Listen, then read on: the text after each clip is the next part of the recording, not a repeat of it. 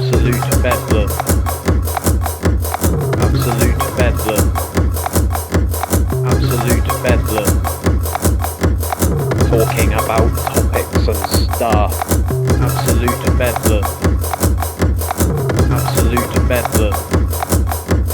Absolute bedlam podcast. Who? What? Where? Why? Here at Absolute Bedlam, we are all about putting you, the listener, first. We are offering an amazing giveaway alongside our sponsors at Shanty Spirit for you to get your hands on a 70cl bottle of Shanty Spirit's Botanical Seaweed Vodka absolutely free. Shanty songs are all about connecting people, helping them work together in harmony. So what better way to celebrate this synergy than a bottle of Shanty Spirit this Valentine's Day? Simply follow Absolute Bedlam and Shanty Spirit on Instagram, tag 5 friends, and the chance to win could be yours. Shanty Spirit, drink responsibly. Good evening and welcome to another edition of Absolute Bedlam podcast. We've gone and got the 4th most successful Sean Smith in the UK on the podcast. How's it going? You alright? Yeah, I'm alright, yeah. Right, let's name the 3 better ones. The guy, the one who used to be the Los Angeles Raiders, right? Running back. Yeah. He's more successful than me, obviously, because he played his dream sport and got paid thousands, if not hundreds of thousands of dollars for it. And also, I only found out there was a Sean Smith at Los Angeles Raiders after I named my band Raiders. Yeah. And then I Googled it and I was like, oh, what a twat. Me, not him.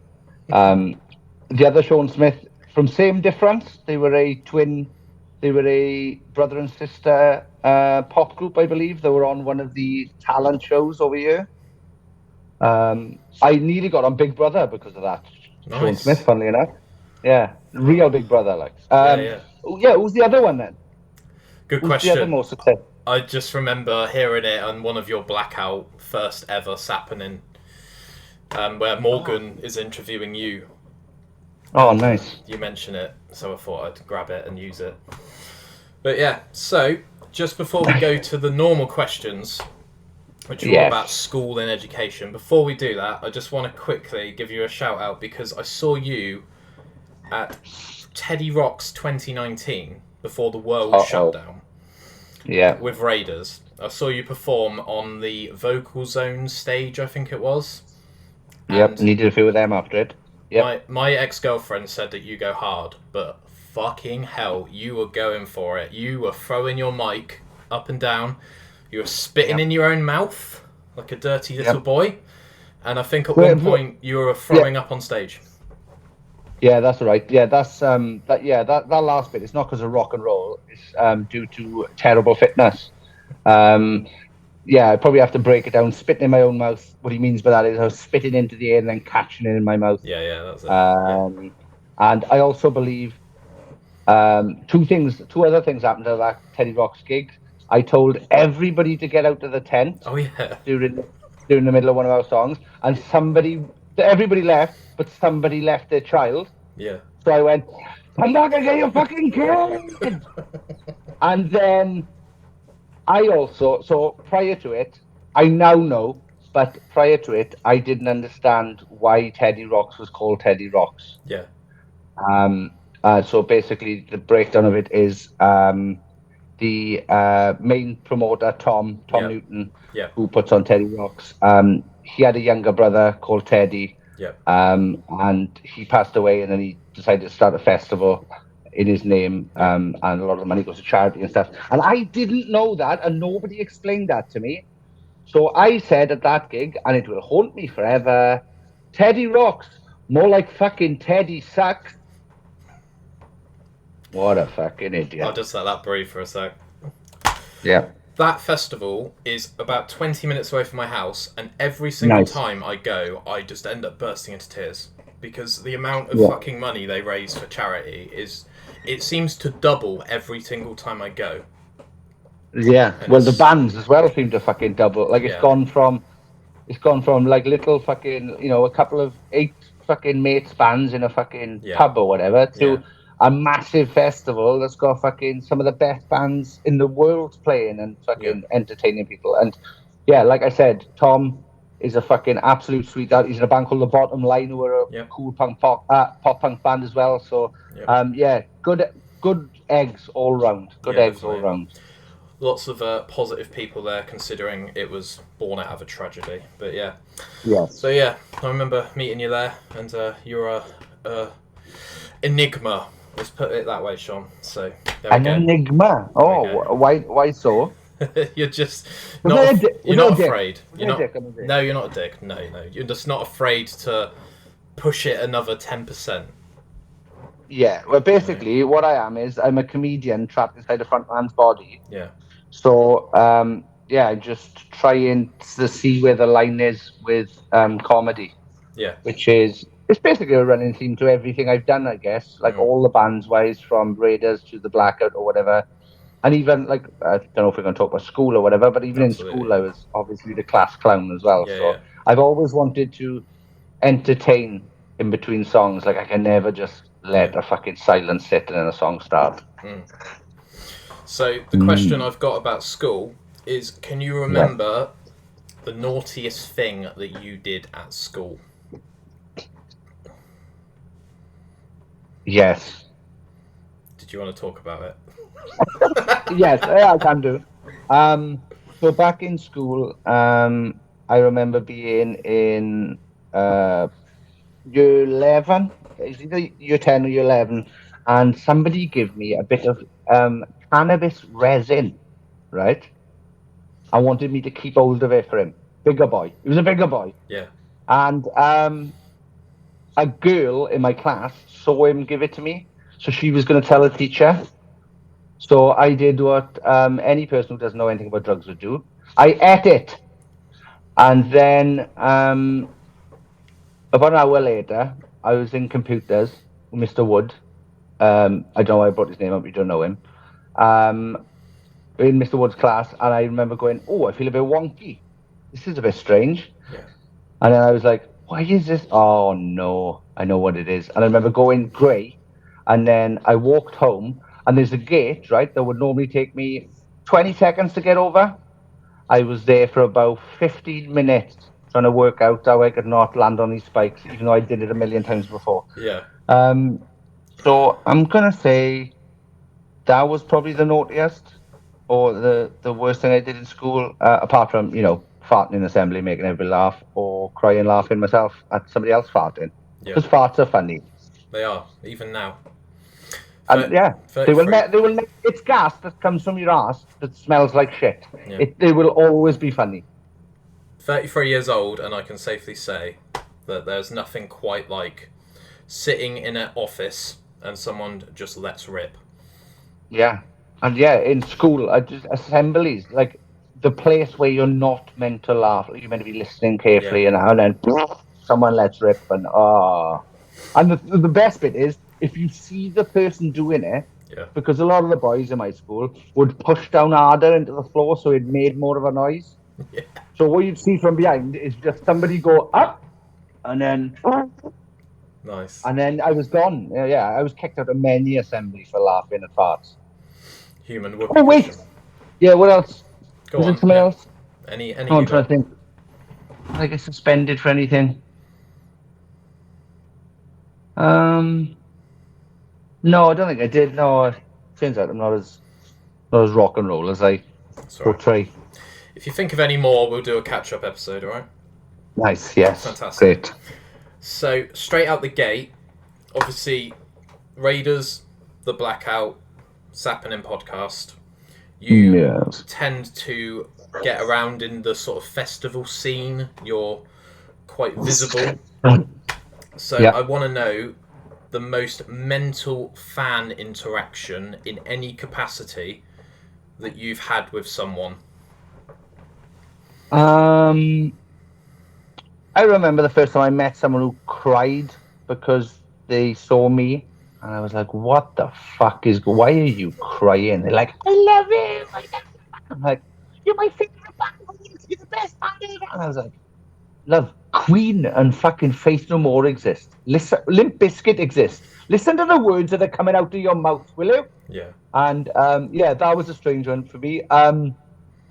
One fan bought me for a birthday present once. They got me a flashlight, Okay. the Bumall edition. All right. Yeah, very Lots- good. lots- Apparently, my lots of lawyers have told me to say. Lots of yeah, assumptions. Yeah. Yeah, that was a weird fan interaction. What other weird fan interactions have I had? Two girls. Sound like that man off the films. Two girls turned up at my house in Merthyr Tydfil. They had come from Holland, right? They'd found my address online, turned up at my parents' house. I wasn't there, so my father and my mother invited them in to have tea. Oh my god. Yeah, that's pretty crazy. Coming from Holland to have a look at Merthyr, because Imagine- that's where we came from. Imagine, just quickly, right? Imagine waking up as those people and thinking, what are we going to do today? I know. Yeah. Let's Google Sean Smith's address, hope Yeah. we get a result, and then go. Do you know what's even madder than that? If they planned it. Yeah. Like, if you get up one day and decide to do that, I can see like a spontaneous, fuck it, we go to Stonehenge. You know, that type of thing. Yeah, yeah. But to go like, in a week, I'm gonna get to Cardiff and I'm gonna get to Merthyr Tydfil and then I'm gonna find out where Sean Smith lives and go and have a look at his house. Yeah. Premeditated stalking. Yeah. But I was fine with it. Yeah. They were nice people as well, and they didn't kill my parents. So Yeah. thank you for that if you're listening. They're probably not. They've grown out of all that now, I'd Yeah, imagine. So, Stalking.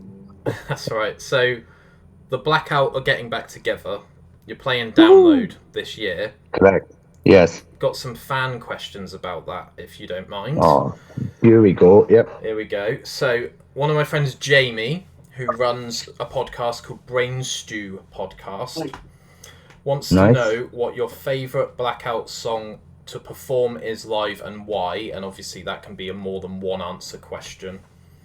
And can we expect a new album, or are you just going to be performing the hits, or are you going to keep Yeah. going? I think it's just going to be a nostalgia type thing. And basically, we've all decided to get back together for fun. So a couple of us saw Young Guns play last year at 2000 Trees Festival and saw how loved and how much fun they seem to be having on stage. And we were like, well, why don't we do that for us then? Because apparently people still like the Blackguards, so why not? So yeah, there's no plans to record any new music. We're not playing anything off Start the Party at all. And favorite song to play live? We've got a song called Wolves off an EP called Wolves. That the lyrics went on to be thrown by Bring Me the Horizon, which was nice. Nice to see my song grow up into a mature hit. And Wolves is always good to play live. It's got a great bounce to it, and it sounds like Spitfire by Prodigy. Save Ourselves is always good because the crowd always do. We've got the section where it goes whoa. Yeah. The crowd do that. That's always good. Children of the Night is always good because they all sing along to that. Even though we might have to change that now to We Are Grandfathers of the Night, because we are no longer children. What others? Riot is always good. I'm a riot, you're a fucking riot. That's a good one to play it live. Shut the fuck up, Uppercut. I could go on. I've missed these songs because it's been like nearly 8 years now since we split up. Yeah. When we rehearsed, it was insane. Like we turned up. We had 10 songs on a list that we were all just going to turn up and see if we remembered any of it, to be honest. And the muscle memory was incredible. Like we hardly stopped, and then we even added another song at the end. Then we were like, "Oh yeah, we forgot about Said and Done. Let's add that as well." So, we've rehearsed twice or three times so far, and it's all looking good. So it's hard to choose a favorite live one, really. It's all to do with the crowd. Depends on the crowd, really, because I just love to see how the crowds react to them all. So different crowds, different songs, I suppose. Yeah. Shut the Fuck Uppercut is my favourite. Nice. I like that. That nasty outro riff where everyone in the crowd just sort of surge in and everyone's just Well, with it. You know? that song started as like a 2 minute, really fast, like hardcore type song. Mm. And when we were recording and demoing with Jason Perry, from A, the rock band A, Yeah. and he's produced loads of bands, Kids in Glass Houses, McFly, loads and loads of. I've just gone blank. And he was like, "Oh, this is good. Wouldn't it be good if you put like a chorus in it?" And we were like, "What chorus?" He's like, "A chorus in this song that we've got over here, look." And then we just started fanning about with it, and that's how we made that song. And that was the first song we released off the Best in Town before the release of the Best in Town as well, because we wanted to come back with a oomph. Yeah. I think that song really does have a bit of a ooh. Nice. Listen to this. Yeah. Awesome. So, are you just playing festivals, or are you playing venues across the UK? I am contracted exclusively to Download Festival at the moment. Okay. That happens in June. And then what happens later in the year, I'd imagine, is probably maybe 4 of our own gigs. Okay. Which we are in the middle of talking about, because some people, me, want to do more gigs, and then other people, not named, name redacted, Yeah. want to do just 4. So yeah, we'll see. We'll see. But yeah, potentially it's June, and then later in the year 4 blackout shows. So I'd imagine one's probably going to be Glasgow, maybe a Manchester, maybe a London, and maybe a Wales. Not all of Wales, but somewhere in Wales. Yeah. It's the whole of Wales. Yeah, Performing we're live. just going to stand in the middle. Yeah. Yeah, we're going to stand on Snowdon and just have everybody from Wales just look up at us while we're playing on top of Snowdon. People would show up for that. So, stay tuned, Fucking people. idiots. I wouldn't. So yeah, if you're expecting that, don't turn up, because I'm not going to go there. Love it. Last question I've got before we have to jump over to the other meeting. Yeah. When did you first start listening to Limp Bizkit? I fucking love Limp Bizkit, and I'm always interested to know at what era people get into them. Well, I got into tough one. I remember loving the song Counterfeit. Yeah. You know what? It might have been when Chocolate Starfish came out. I might have been that late into it, to be honest. Because before, kind of prior to them, I was into like indie. So I like the Stereophonics, who were like from 50 miles away from where I live. So seeing like a band like that do well from where I live made me like, wow, this is class. So I fell in love with indie. I liked Oasis and stuff. And then I was also into happy hardcore as well. So like fucking DJs Force and Style, Slipmatt, Seduction, Hixie, all the like proper, what you imagine as junky trap music, I suppose. But I loved that. And then all of a sudden I heard Hot Dog by Limp Bizkit. And I remember hearing Fred Durst swearing lots and lots of times, over 48 in fact, he mentions in the song. And I remember thinking, shouting and swearing, that's 2 things I can do very, very, very well. I want that for me. So yeah, I got into that. I fucking went back then and listened to like $3 Bill Y'all and Significant Other over and over. I prefer $3 Bill Y'all though, I think. And yeah, and then I ended up, look at this as well. This is just there. Like, this wasn't set up. No. Oh, you can't see because I got the blur on. Look. Yeah. It's the fucking hat. That's it. Yeah. So I ended up like, I remember sitting in my car singing along to Counterfeit, and then years later, I wrote them a letter when we were on tour with them asking if they could play it live, and they said only if I sang it with them. So I literally lived my dream. It was unbelievable. Yeah.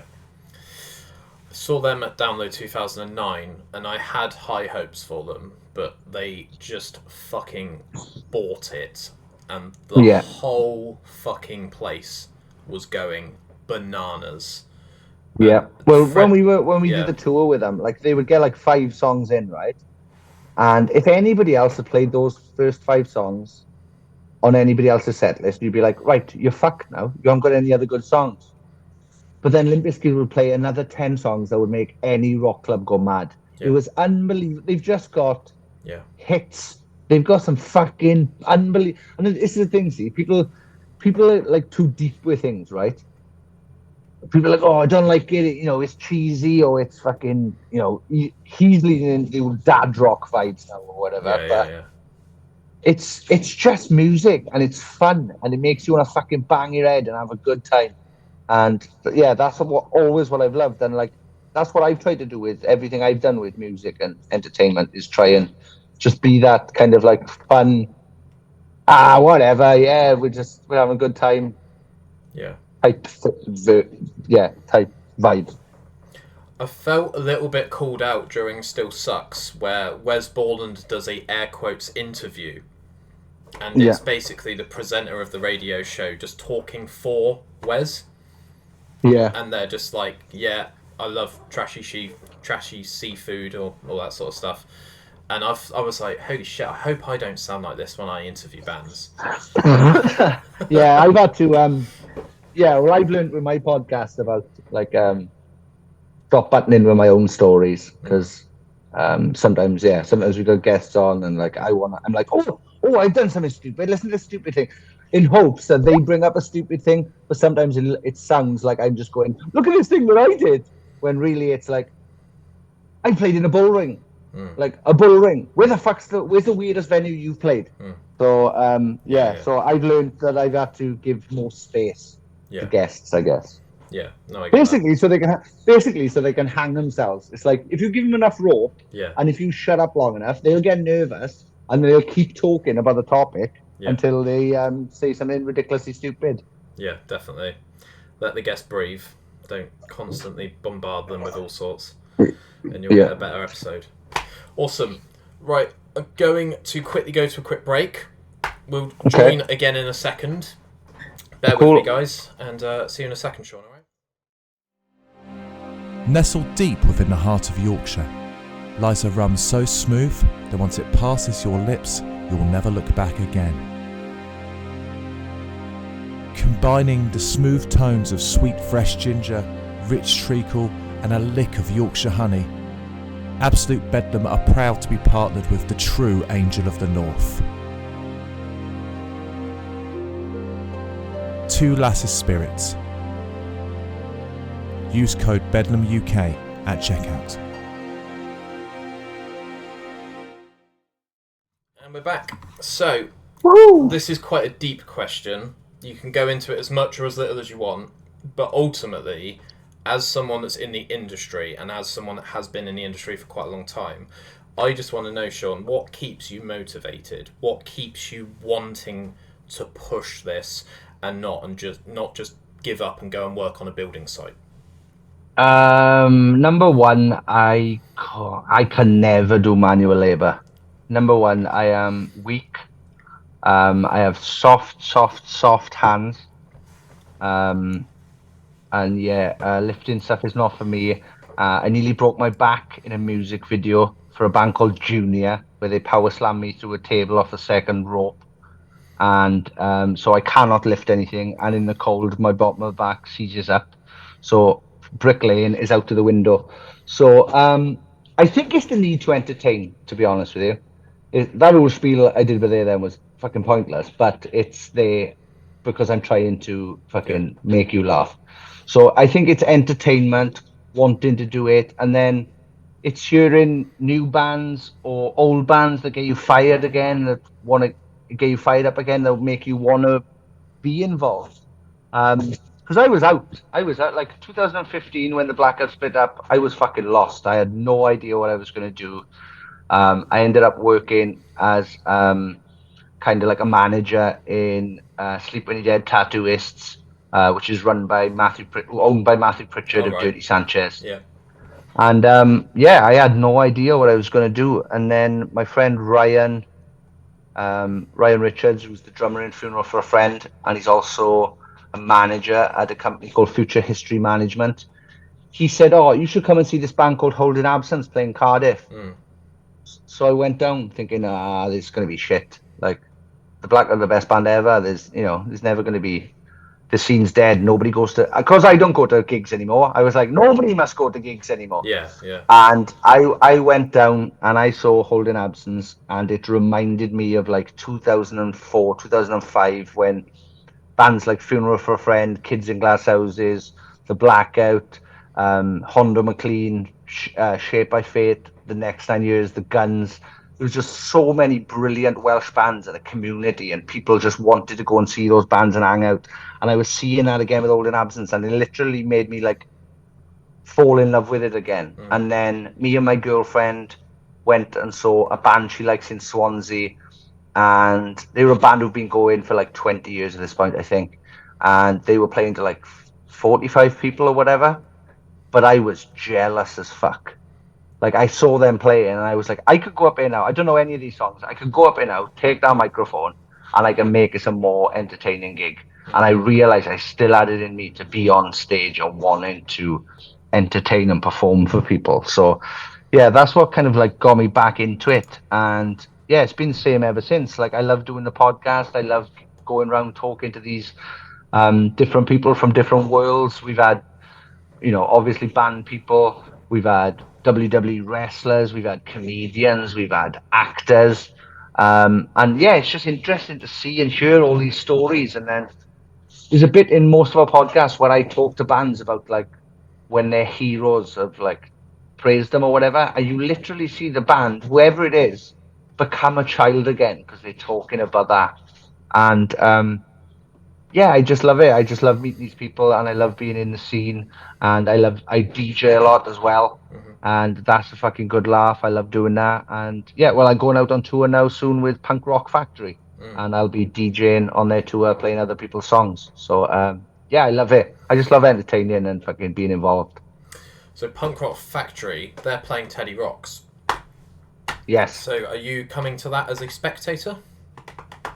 I have no idea at the moment what I'm doing about Teddy Rocks. They did, I think they said they were going to make or they asked could they make an offer for the Blackout, but like I said, we'd exclusively signed up to download. But yeah, I might try and come down. When is it? What's the date of it? First bank holiday in May, it usually is. So I want to say the first week in May. But yeah, I'll see who else is playing really, because yeah, me and Morgan might come down and do some podcasts from there. Because Feeder are playing. Pretty cool. Yeah. So, we had Grant. Yeah. Oh, I made a major faux pas. Oh mate, don't even go on, because I know exactly what you're gonna say, and it was fucking gold. Go on. And I swear on my mother's life, right, I didn't mean it, right? Yeah. So like I said, right, I like talking to bands who've been there and done that, right? But then I also want to know the moment that they were like, fuck, I think we're like a proper band. And I said to Grant Nicholas of Feeder, was there a moment where you thought, boys, I think we're going to make it? And I wanted to be swallowed up by the ground, right? He got up, he made a joke, he was like, oh, that's it, it's over. And I swear, Morgan does puns at the beginning of every episode, right? And I still fucking hate it. People think it's a running joke. It's not a running joke. I hate it, and I forget about it every time he does it, right? Yeah. But yeah, when this happened with Grant, I was like, fucking kill me. I can't believe. I think we're gonna make it, yeah. Oh, the only way I could have been more embarrassing is if I'd gone like, oh yeah, what's your favourite song to play on the CD player? Yeah. Whack, like me, not Grant. I just got a brand new car, and I want to tell you about it. Yeah, looks like a Ford Fiesta. Yeah, fantastic. It's got tiger skin seats. It's got a mini disc player. I bought a mini disc player for my car when it came out, right? Yeah. £400 I paid for it. And yeah, because he was like, oh my god, new technology. And now I found a pack of unopened mini discs just there the other day, and I was like, that came and went, didn't it? It literally had about 6 months shelf life, mini discs. Yeah.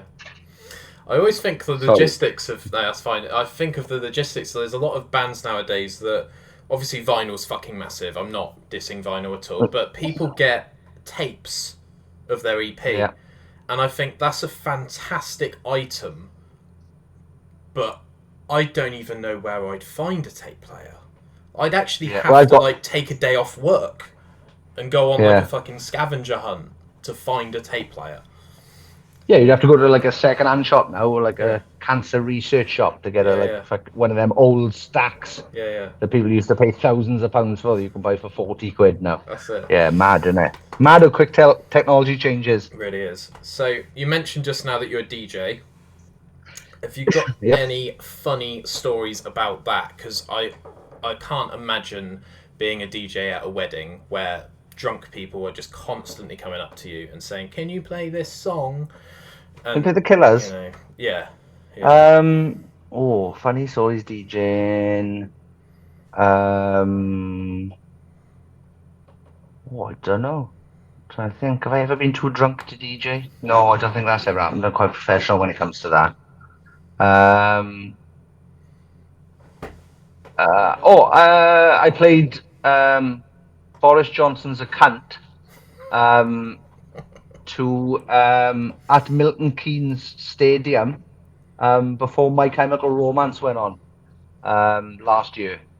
So that was interesting. Boris Johnson, still a fucking cunt, Boris Johnson. And also another good story on those shows as well that I did with My Chemical Romance. I was playing Venga Boys. We Like to Party, because turns out goths like to party. Hey. I played that, right, and a video came out of somebody filming behind the stage of Brian Molko and Steph, or whatever the other one's name is, in Placebo, dancing to Venga Boys, right? And I didn't even know Placebo could smile or have fun, let alone dance. So that's one of my greatest achievements. It wasn't getting to play to 30,000 goths. Yeah. It was making Brian Molko do a silly jig. For 5 minutes of his life. Yeah, take that, Brian Molko. I win. Yeah. Well, not really. I probably danced to more fucking Placebo songs than he has to songs I played. But Fantastic. yeah, that was good. So we're now switching from the DJ stuff to Sappening. I love Sappening. I thank you very try much. my best to listen to every single one. I still need to listen to the Steve Vai one. Oh, bro. I will do that. It's a good one. I've Do you know what? That's Steve Vai one. Sorry to butt in, it's but that's Steve Vai one. I genuinely was worried about. Right? I'm hardly ever nervous because I know Morgan's got all the journalistic questions, as he once pronounced. I will never let him live down. And I'll just waffle about, hey, I've been in a band too. But we had Steve Vai on, and I thought, well, neither of us knows anything about guitars, so this is going to be fucking dreadful. Like, this is going to be tough. And he was one of the nicest guests we've ever had, right? To the point where at one point he was like, oh yeah, let me show you this new video of me playing guitar, right? He showed us a 10-minute video of him playing guitar, and he went, oh, can you not use that because I hit one note wrong in it? And I was like, not that anybody fucking noticed, Steve. Oh my God. And then he got his guitar out called the Hydra, which has got guitar. 4 or 5 necks. Yeah. Yeah. He gave me and Morgan a 10-minute show. I was like, Steve Vai fans would have paid thousands and thousands of pounds for what I've just seen. And then right at the end, we talk about him being a beekeeper, because he's a beekeeper. And he said he was going to send us honey. But yet, we still haven't received the honey. So Steve Vai's turned out to be Steve Lai. Oh, Steve, you were so close to being the perfect guest. Yeah. I've had He was great. I've had his bassist on here, and I was just on another plane of existence to have Billy Sheehan on, because he's the guy that I watch on DVD.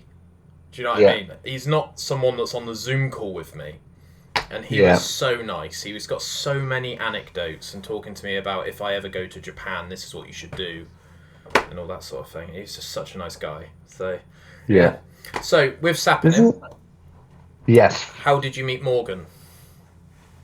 Morgan was originally a fan of the scene, the music, because he's a lot younger than me.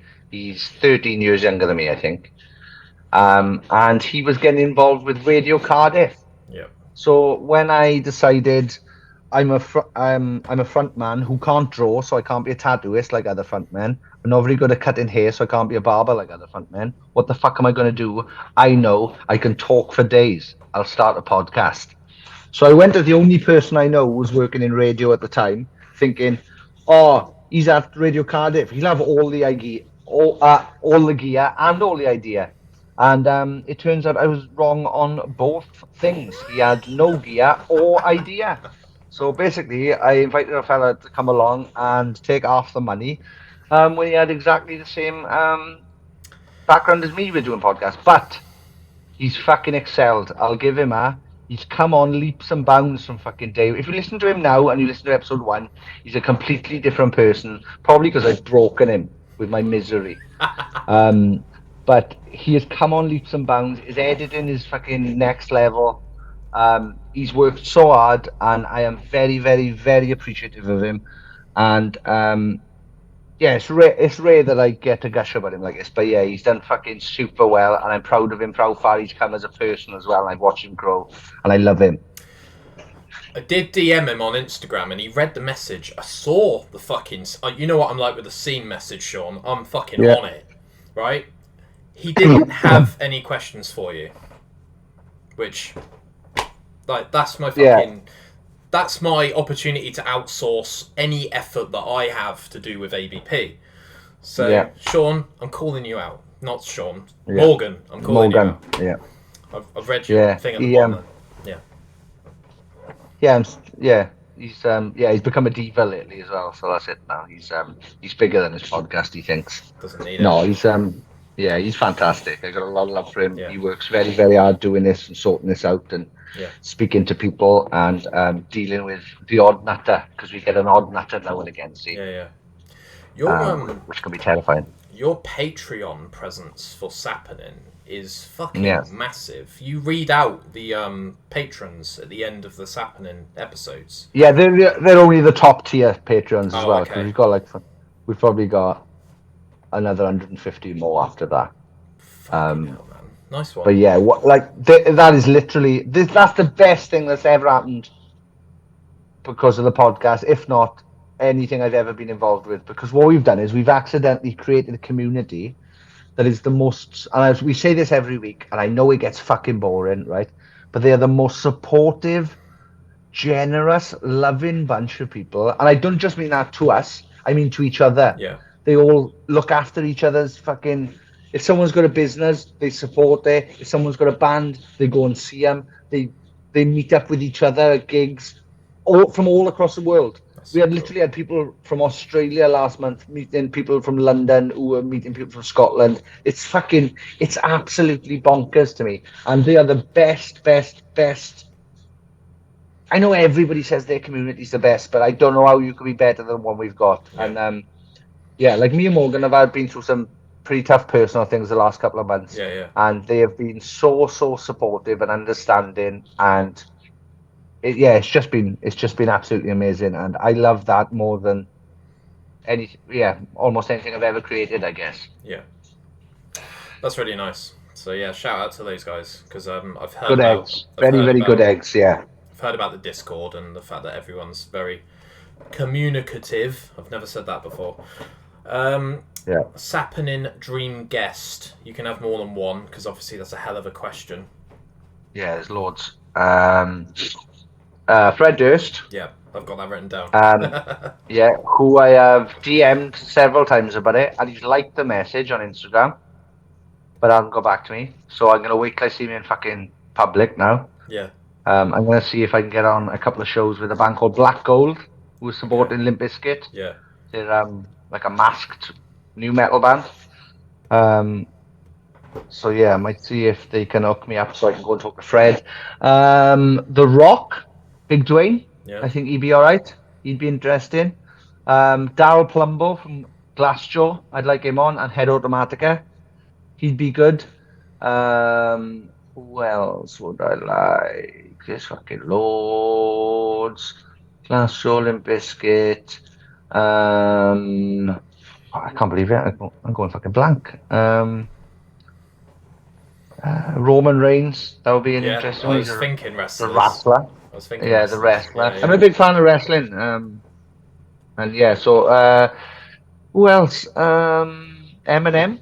I'd like to talk to Marshall. I think that could be interesting. But any of them, Dr. Dre, Snoop Dogg, Mike Patton from Faith No More. Hell yeah.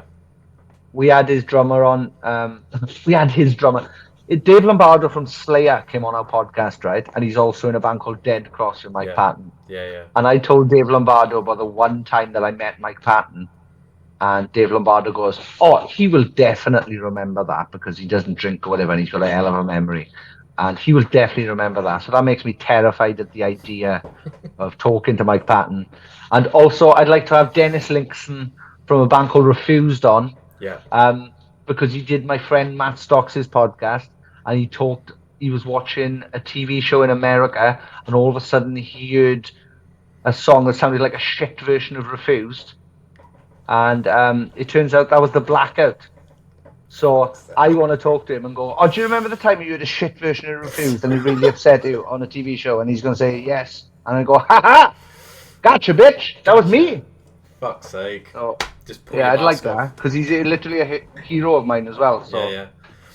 Have you recently seen that footage of a drone trying to attack Mike Patton on stage?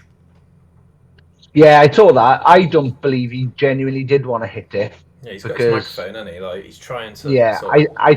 but I think he was holding back a bit, because I know for a fact I would have definitely taken that straight out of the sky. But yeah, that's what's happening now, though. Like, festivals are paying somebody to be the drone fella who comes in and gets all that fucking crazy footage. And then there's some people like myself and Patton who see those things as obstacles. And they're like, right then, target acquired. Yeah. What a weird fucking job that would be. Yeah. Imagine the fucking shit you see though, like oh my god, I'm flying towards Mike Patton's face with my drone. Yeah. And the thing is, you've got it with the glasses on, so you feel like you were flying. Yeah. Jesus Christ, man, I can fly and I'm about to see Mike Patton up close. Oh, he's trying to kill me! Just see like all the Portaloos just domino and all fall over, and the drone's just like, nothing to see here. Don't worry about it. Fantastic. New question. So it's a brand new year, brand new question, and it's not great, so I'm going to trial it. Can you remember, Sean, your first ever phone? Yes. Can you remember what games it had with it? Go on, say what Snake. it was, sorry. Snake. It had Snake. Yeah, I had a Nokia 3210. Hell yeah. Do you know, it might have been, let me check, it might have been an 8210. Nokia. No, an 8210 came after it. I had an 8210 after it, but there was like a black one that was kind of like the Nokia 3210. Yeah. Nokia 3210 black. Search. Oh, they made the fucker. Yeah, just remember it. Yeah, and I remember my first ringtone as well. Yeah. It was Bomb Funk MC's Freestyler. Oh, yeah. Rock the microphone. Oh my god, is that in... Straight to the top of my dome when I rock a microphone. I think that's in Matt Hoffman's BMX game, which is like Tony Hawk's, but yeah, the BMX bikes. version. Yeah. Oh my god, what a shout. Thank you. There you go. Yeah. Keep going that one. I remember like Nokia's and Sony Ericsson's, when you went on the internet, it was like this whole new like, we're going to charge you £5 a second to go mental. online. Yeah, but yeah, and you look at it now and you're just like, what? Like, completely. I've got an iPhone that's more powerful than the rocket that landed on the moon. Yeah, it's fucking great. It's got more computer programming in an iPhone than it does on the rocket that landed on the moon. How mad is that? That's absolutely nuts. It's not even that long ago, but yeah, there we go. No. Awesome. Right, so minor inconveniences. I'm sure you've got a couple of these. Something that pisses you off, and I'm happy to give mine as a idea if that sparks any inspiration for you. Yes, go on. Fire away. So, I would love to hear this. You have a whinge. Go. Currently, I'm living with my parents again because I had a bit of a breakup last year, and I've decided the only way that I can actually move forward as a human in the UK is to save as much money from my job as physically possible, and then buy a deposit for a house. That is literally the only thing you can do at the moment because we are fucked government-wise. Carry on. My mum likes to see what I'm eating for dinner. She will come out of her world. She'll consciously come into the kitchen and say, you could probably put a bit of lettuce on that. You could probably put a couple of cherry tomatoes on that. So what I'm going to do, Sean, next week, this is an exclusive, is I'm going to buy a fucking salad. And if she says to me, that needs a bit of sweet corn on it, she's going to get knocked the fuck out. Nice. She doesn't listen to I it. don't really condone domestic abuse towards mothers, but that is a good one.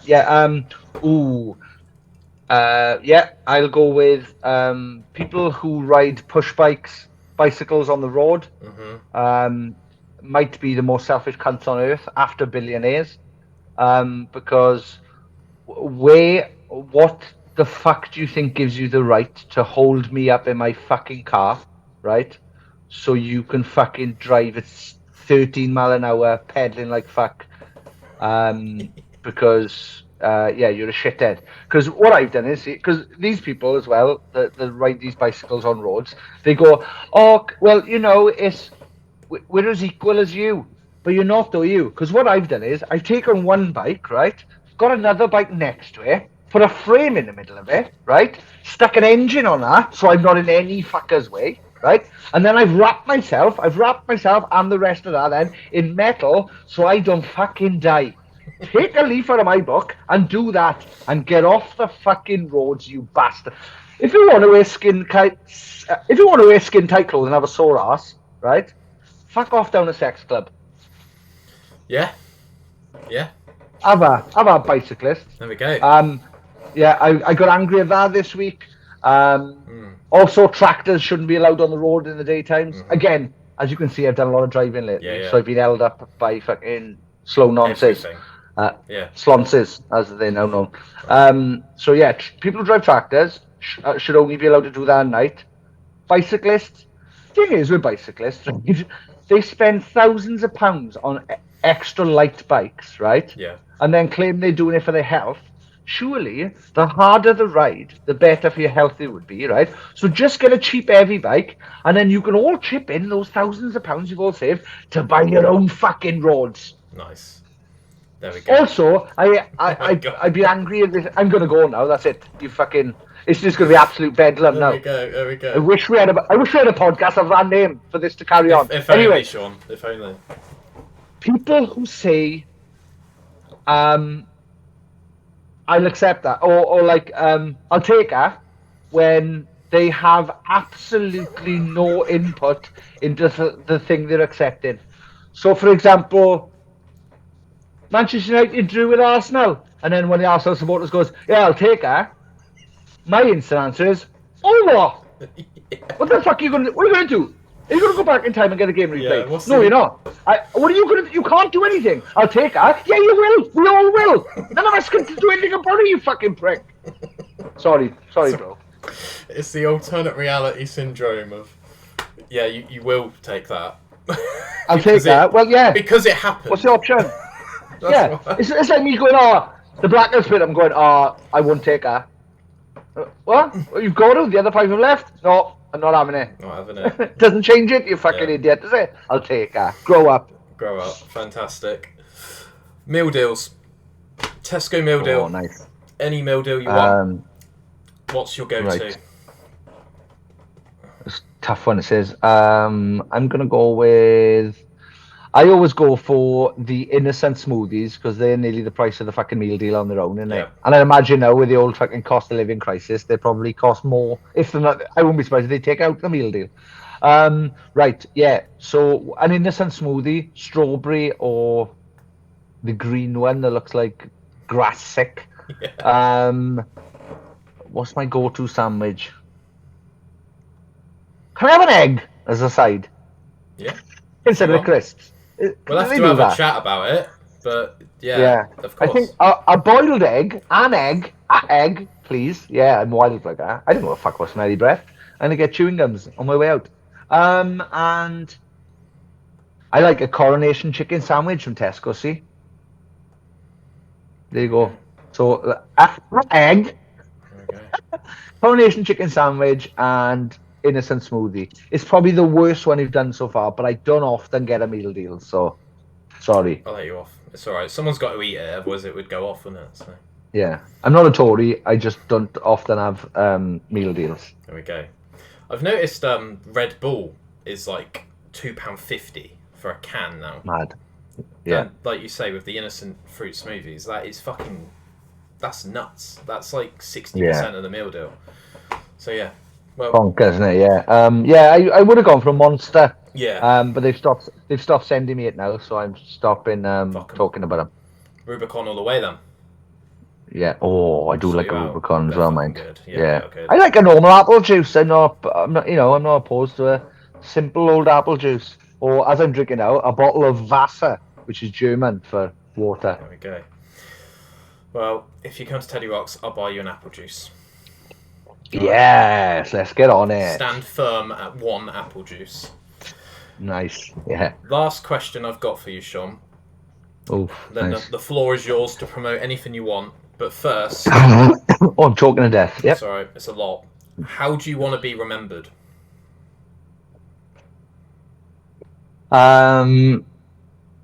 Basically,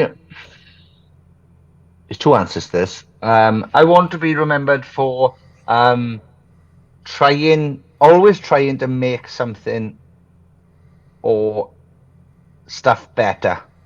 So before the blackout even started, I was going to a rock club in Merthyr Tydfil where me and my friend decided that the local promoters weren't putting on the bands we gave a shit about. So me and him went out of our way, used our own money to get like Hell is for Heroes played our hometown. Biffy Clyro played our hometown to like 12 people. But we made that happen.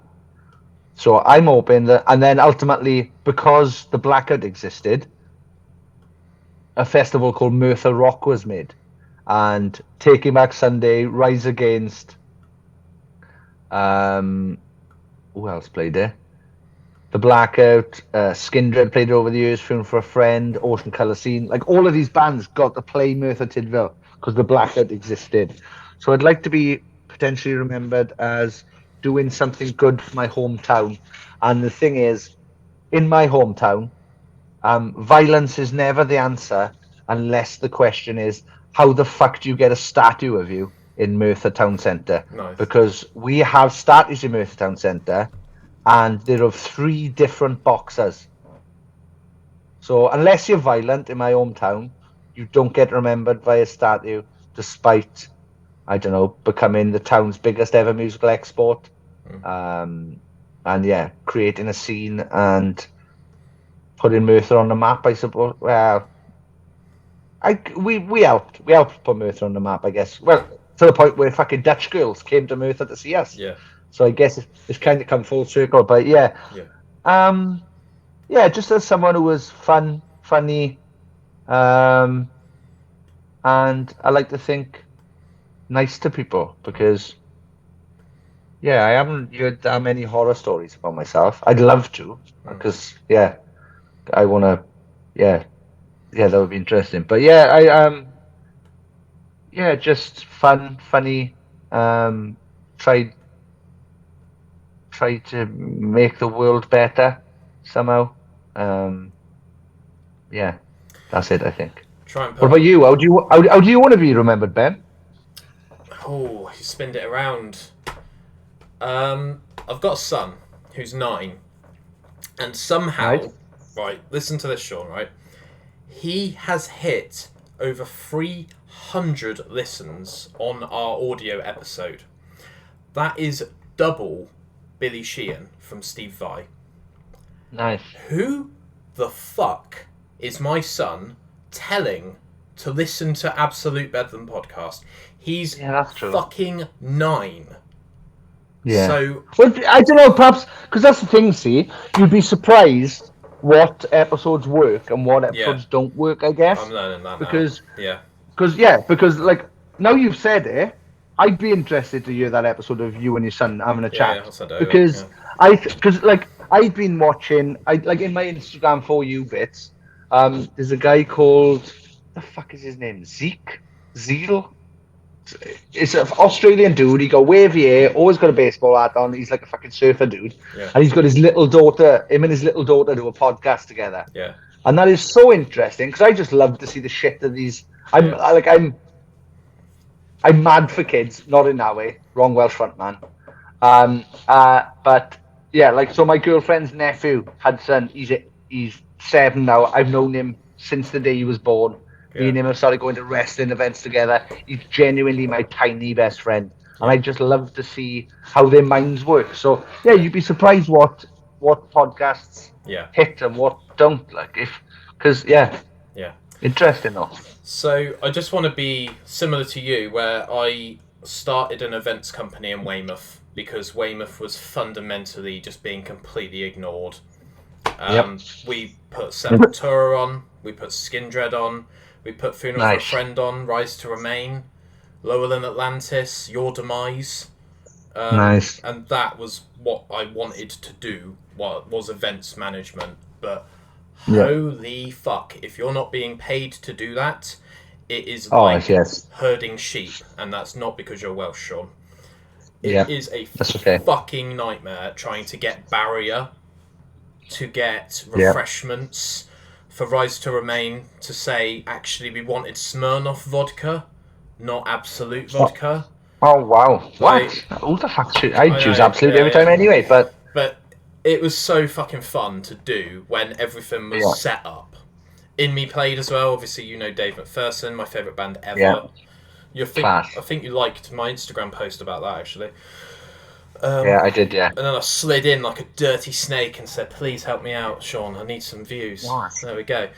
I'm sorry, this isn't going to help, but but it's been fun to do. And I got a lot of love for Dave. He's literally a fucking legend. He's underappreciated legend in our scene, I think. And I'm all about trying to give people their flowers now while they're alive, because I lost 2 friends to suicide last year, and if they had known, if they had seen 1/1,000,000th of the outpouring of love they had after they did what they did, they wouldn't have done it. So I'm all about trying to give people their flowers now while they're here. And so lately, well, I say lately, like the last couple of months, at the end of every podcast, I've thanked people for their music and for the inspiration. Because even if the Blackout doesn't sound like some of the bands, it hasn't stopped me from being influenced by a band in some way, whether it's fucking, from anything from a guitar lick to fucking the way they move on stage, or fucking the way they hold a microphone, or the way they dressed, or an item of like anything. It's been an inspiration, and I think a lot of bands aren't given their flowers while they're here. So that's what I'm trying to do now. I think that applies to everything. Like, if recently, guys, people that are listening, if someone has helped you out with something recently, pull your phone out of your pocket and say, thank you for helping me. Thank you for giving my car a jump start. Thank you for lending me 20p. Thank you for the time of day. Thank you for talking to me. Like, whatever you feel. It's just, I've been lucky enough that I've got a tour and I've met pretty much all my heroes now, and they have all been fucking absolutely lovely. And I appreciate every single one of them for ever even considering talking to me. Because my thing is, I just think I've got a big forehead head that anybody will forget as soon as they turn their back. And to still be friends with some of my heroes now to this day, and they give me a chance, is fucking absolutely brilliant. And they don't... The thing is, a lot of these people don't even realize that all it takes is just for you to be nice to them once. And they can have a life opinion supporting you and being fucking championing you. And meeting some of these people makes you want to be a better person. Because I met Pharrell once, Pharrell Williams, and he was so nice to me that it made me go, why the fuck am I a dick sometimes? Like, why? I should just be fucking... He was lovely to me, and he didn't know me from fucking Adam, and now...